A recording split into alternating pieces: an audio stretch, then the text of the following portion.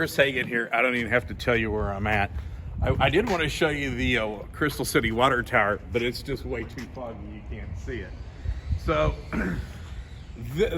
this place is just an icon. Like I say, people from Festus Crystal City don't need to know anything about it.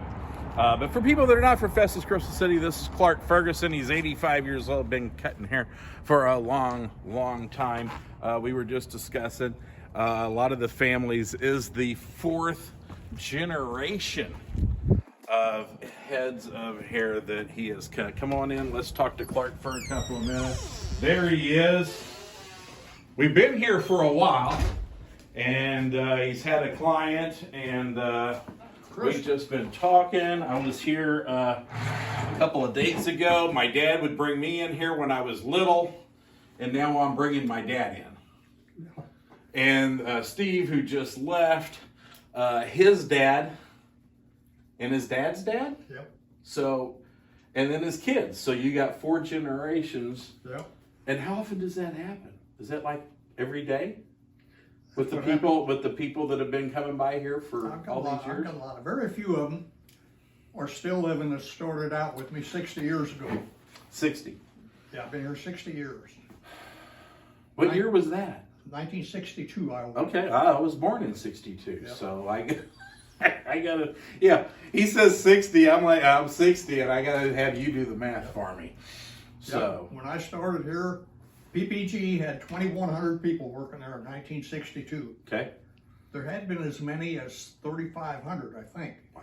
But over the years, it gradually went down, and they closed in 1991. And they had about 400 people working there, 350 or 400 working there to them. Right. But automation over the years took its toll. Yes.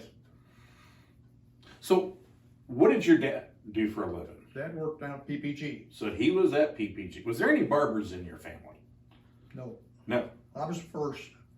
Then 2 years later, my brother went to barber school. Okay. He came over here with me and worked 36 years. But then he passed away with cancer about 21, 22 years ago. I remember that very, very well. And He had pancreatic cancer. yes, he did.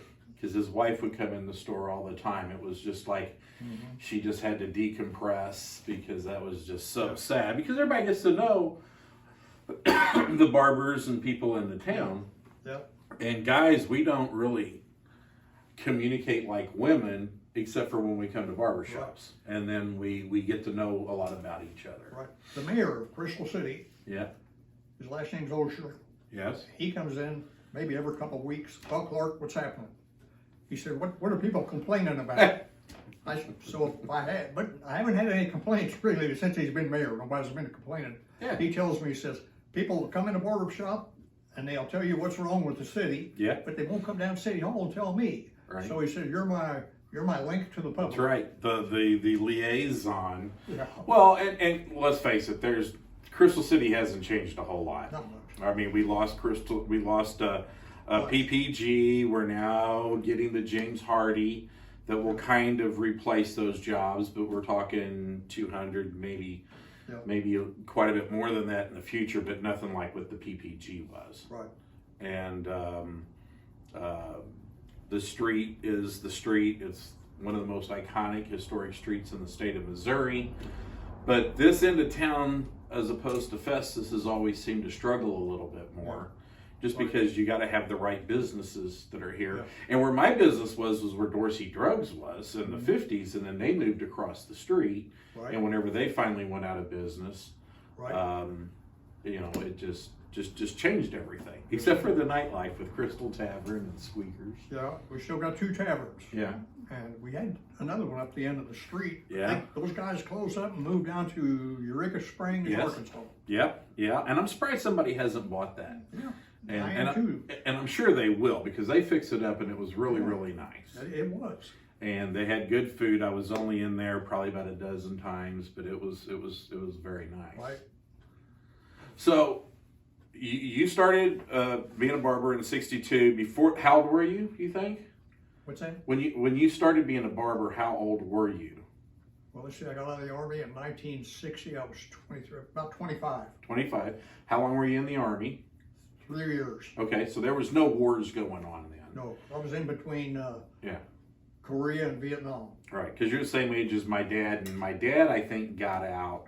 Well, he was in right about the same time that you were in, and there just wasn't any wars or anything. In fact, they were getting rid of all the people that were. There was Vietnam. There was a little action going on over there, but we didn't have any ground forces over there. I don't think in '60.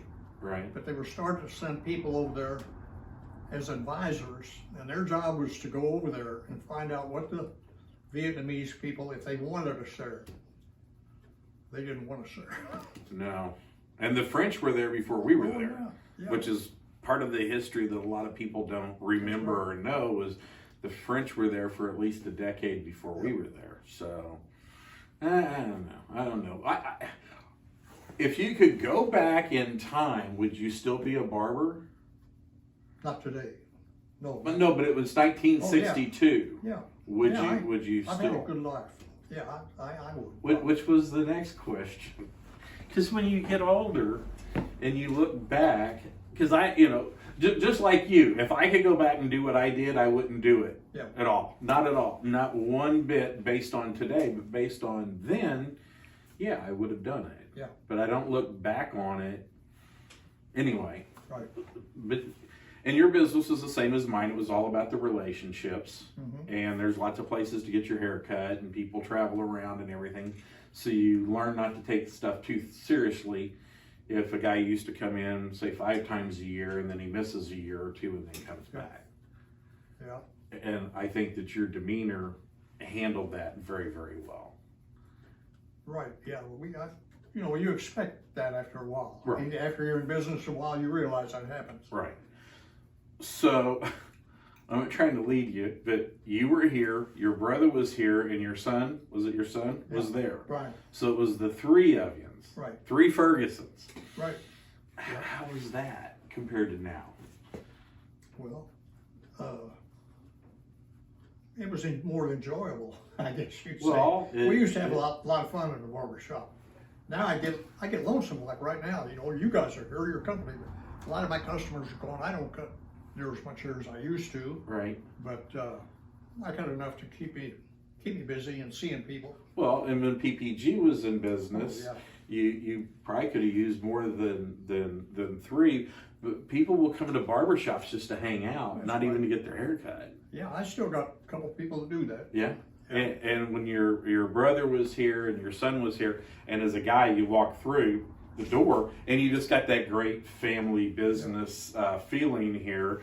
And then the decision was, okay, who's going to cut my hair? Well, it's whoever's up next.